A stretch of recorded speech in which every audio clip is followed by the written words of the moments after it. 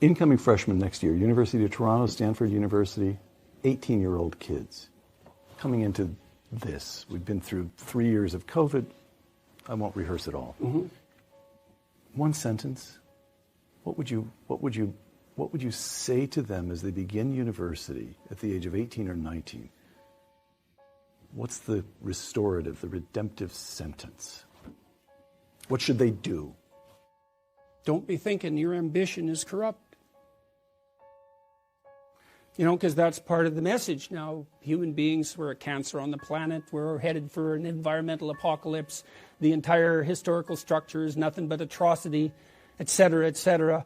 Anyone with any ethical aim whatsoever is just going to pull back. You don't want to manifest any ambition, support the patriarchal structure, exploit the environment. You've got to crush yourself down. You shouldn't even have any children. It's like, no.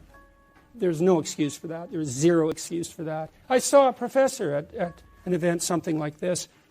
He came out and trumpeted this bloody, environmentally friendly house he'd built. And, you know, fair enough, man. It was a pretty interesting house. But not everybody had the $4 million that it took him to build it. And I'm not criticizing his money even. It's like, he's had some money. Good for him. He built a house. Okay.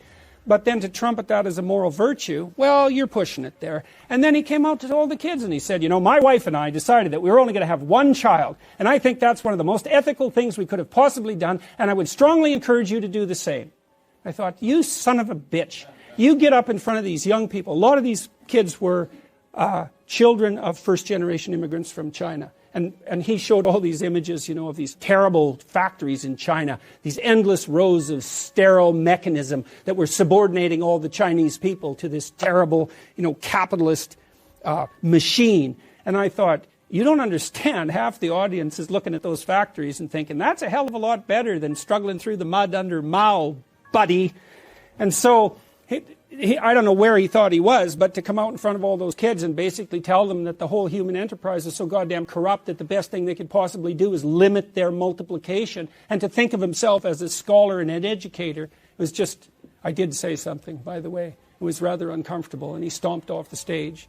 But that's no message for young people.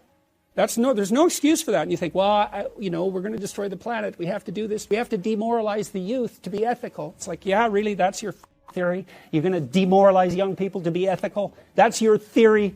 It's like, you should go home and think about that for like a year. And I'm passionate about this, you know, because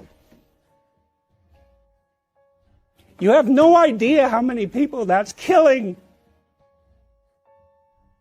You have no idea.